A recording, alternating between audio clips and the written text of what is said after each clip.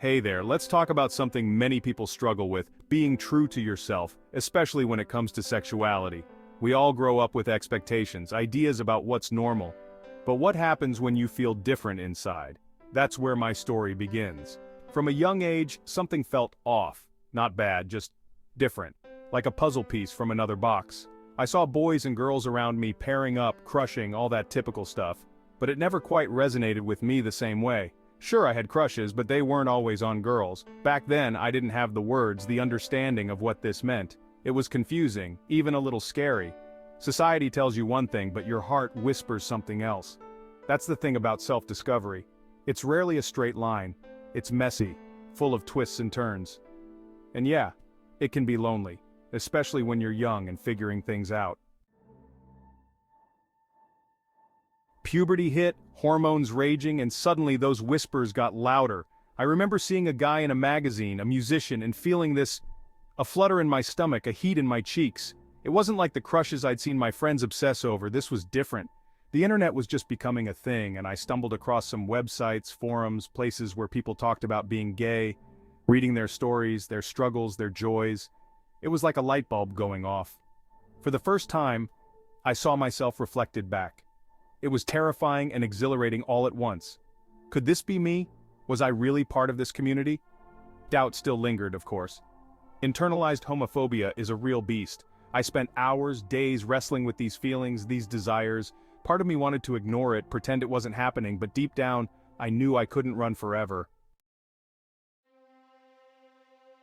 Coming to terms with your sexuality is a process, a journey.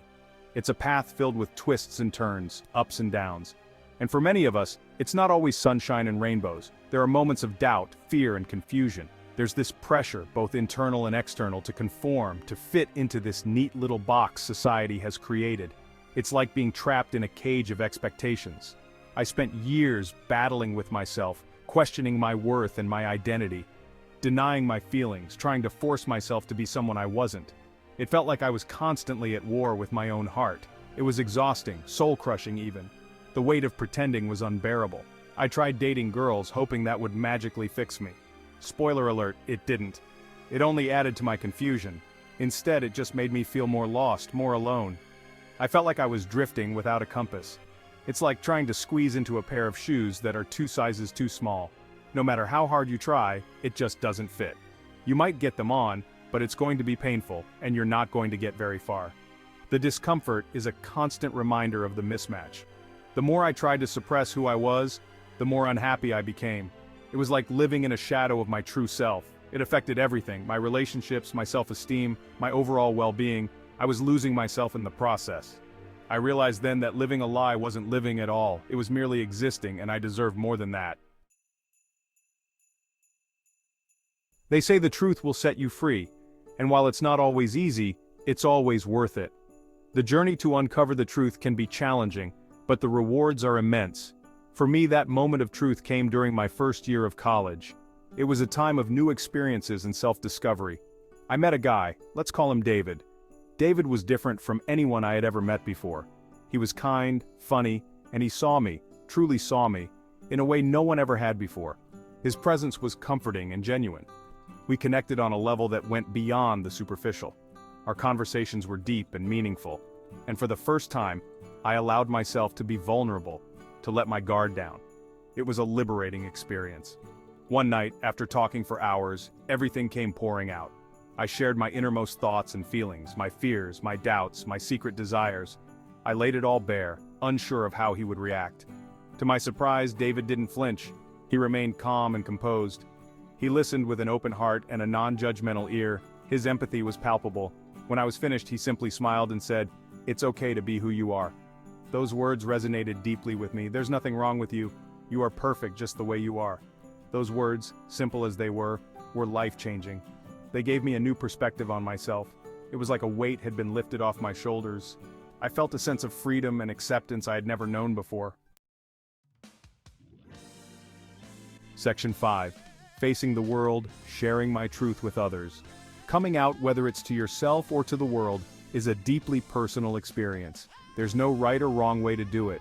For some, it's a grand announcement. For others, it's a quiet whisper. After that night with David, I knew I couldn't keep living a lie. I had to start living my truth, even if it scared me. I decided to tell my best friend first. We'd been through thick and thin together, and I knew I could trust her. Her reaction was everything I'd hoped for, and more. She hugged me tight and said, "I love you, no matter what." Knowing I had her support gave me the strength to keep going. Next came my family. This was a bit trickier. My parents are loving and supportive, but they're also from a different generation. It took them some time to process, to understand. Section 6. Family Ties, Acceptance and Rejection. This chapter delves into the complex emotions and experiences that come with revealing your true self to those closest to you. Coming out to family can be one of the most daunting parts of this journey. The fear of rejection, the hope for acceptance, it all weighs heavily on your mind. You're essentially handing them a grenade of truth and hoping it doesn't explode in your face. My mom surprised me with her reaction. She cried a little, but they were tears of love, of relief. She embraced me, showing me that her love was unconditional. She said she just wanted me to be happy. Her words were a balm to my anxious heart. My dad, on the other hand, well, it was a work in progress. His reaction was more reserved, more complicated. He didn't disown me or anything dramatic like that. But there was this awkwardness, this distance that hadn't been there before. Conversations felt strained, and silence often filled the room. He struggled to understand, and honestly, that hurt.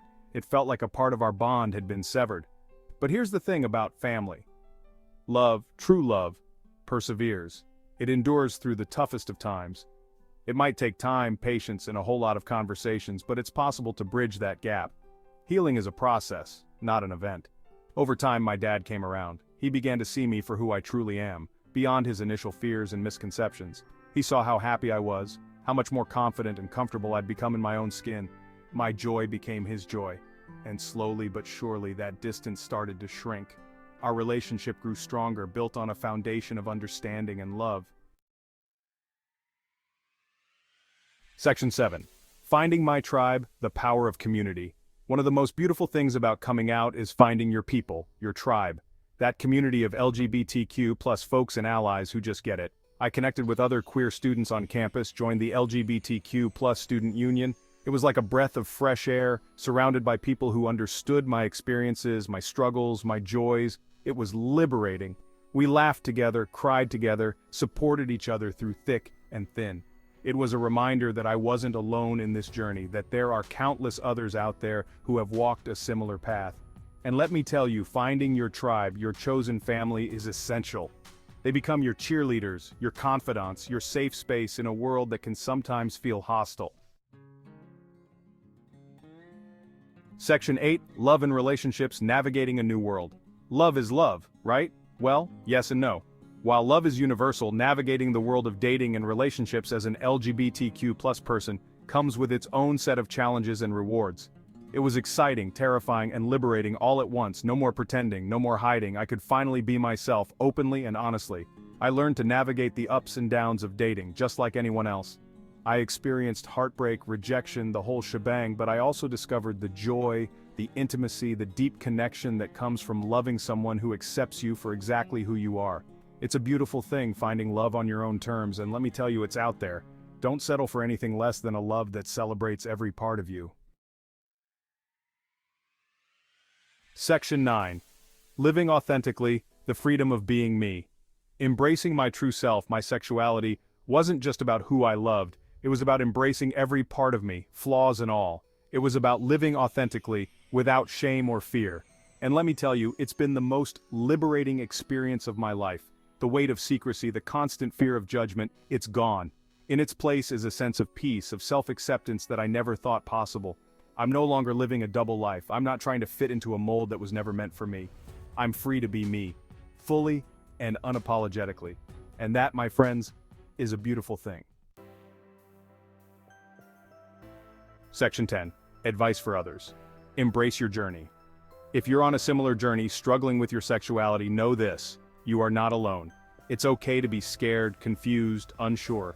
It's a process, and it takes time. Be kind to yourself. Don't rush the process. Explore your feelings, talk to trusted friends or family, seek support from LGBTQ+ organizations. There are people out there who understand and want to help. And most importantly, remember that you are worthy of love and acceptance exactly as you are. Don't let anyone tell you otherwise. Your journey is valid, your story matters, and your voice deserves to be heard. Section 11. A brighter future. Hope and inspiration. We've come a long way in the fight for LGBTQ+ equality, but there's still work to be done. We need to keep fighting for acceptance, for visibility, for a world where everyone feels safe and celebrated for who they are. To those who are struggling, hold on to hope. Things can and do get better. You are not broken, you are not alone, and you deserve to live a life filled with love, joy, and authenticity. So go out there, be your true selves, and shine your light brightly. The world needs your unique voice, your beautiful soul, and trust me, the world is a much brighter place with you in it.